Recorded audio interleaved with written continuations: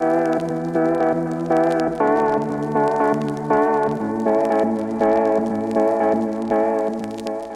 morning everyone, hope you're doing well. This is Val and today I'm ready to continue the conversation about IELTS. It's like 50 degrees outside and I need some kind of refreshment. And today we're going to talk about IELTS speaking. How to do your best when you're going for the IELTS speaking exam. Let's start.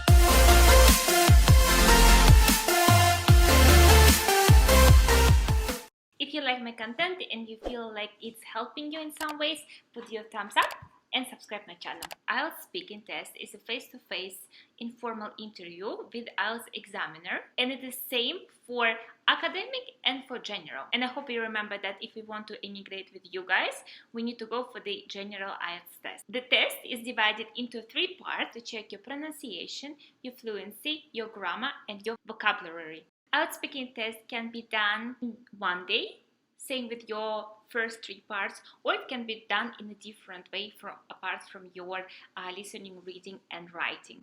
In my case, I faced 2 scenarios. When I did IELTS first time, I got the speaking part at the same day. When I came to the second time for my IELTS exam, my speaking part was after the actual exam. I think it was like 2 days difference. Frankly speaking, it doesn't matter which day you will do your speaking part. There's no difference. There is nothing easy or more difficult. So it's the same. Here I'm with you today just to give you some tips and tricks which help me to improve my score in IELTS speaking part. And besides that, I hope you will enjoy my video. So let's start. Tip number 0. When you enter to the class and the examiner is greeting you there, make sure you're relaxed, you're smiling. You don't have a close postures, so if they will shake your hand, you have to shake it back, which has never happened to me, but in case. But you have to be friendly and look not nervous. That's what's important. It's a first impression. So you need to carry your English and to be confident that I can speak English very well and I'm relaxed, which is very difficult to do, but do some meditations before you enter the examiner room. When you will enter the classroom, the examiner will ask your identification card, they will ask your name, and they will start to record the session. From that point, the exam will start. I know that nowadays when you're going to the exam, you need to wear the face mask because of lovely COVID. It's going to be a little bit more difficult. It's difficult in terms of breathing and speaking, so try to speak clear as much as you can. I would suggest increase your voice just a little bit, but don't shout. My goodness, don't shout. But you need to increase your voice just a little bit so she can hear you clearly. And it's not only for her, it's for dictaphone as well, where she's recording you. Another tip is very important. Don't speak fast. That was my mistake when I went for the IELTS speaking part first time. I'm usually actually speaking very fast. It doesn't matter, it's English or Russian. That's the reason I'm doing so many mistakes. Even after each video, I'm doing editing and I'm finding so many mistakes in my speech. Why? Because I speak fast. If you will speak slowly, you will give it time to your brain to process your English and you can avoid many mistakes. And besides the mistakes, it's also the time. For example, in the part 2, when you have to speak 2 minutes in a row about the given topic, if you will speak fast, you will finish that in 1 minute. And how you're going to occupy another minute, especially if you don't know the topic to talk about. It's important for you guys to speak slow. From here, you have to remember 3 things. Speak slow, speak a little bit louder than you usually do, and speak clear English. Coming to the beginning of the exam, when you will enter, she will start from the basic questions about your name, where you're from. Probably she asks something else. So you need to make sure that you give an open answer. If she will ask you where you're from, give her at least 2 sentences.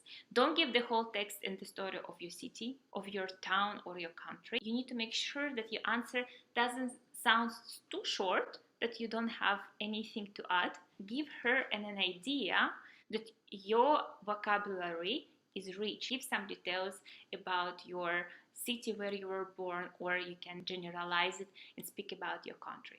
Another important thing, what I noticed, you have to be a little bit more chatty and more talkative. What I'm trying to say that you shouldn't leave the impression for the examiner that she is trying to pull answers from you. She'll ask you, where are you from? I'm from Russia. Which is your favorite color? Red.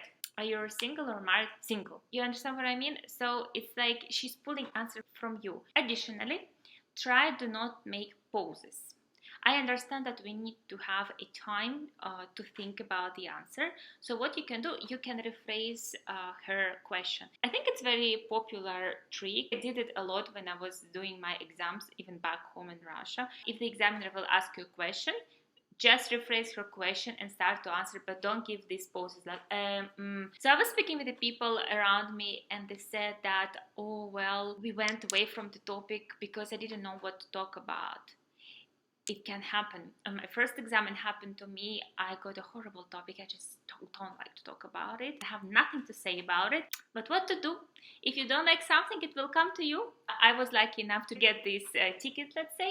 I could easily go away from the topic, but I didn't do that. Even if you don't know what to talk about, you can always connect your conversation and go around of this topic. But don't go away completely. You know, if she asks you what is your favorite movie, you talk about, oh, recently I went to the concert and it was, doesn't make sense, right? The examiner will think that you don't understand what she's asking you for. So try to stay as much as close to the topic. And if you feel that you're going away, try to connect your answer to the topic. Another thing which I never saw in any videos, it's my personal tip, and I don't think so it's something bad to ask. Don't afraid to ask her if you didn't hear the question. And honestly, I think people are afraid to ask because they will think that examiner will think that I don't understand the question or something is wrong with me.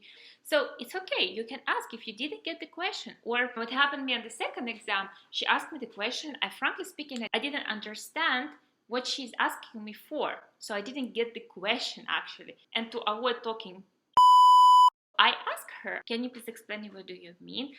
If you didn't hear the question, you can ask, can you please repeat again?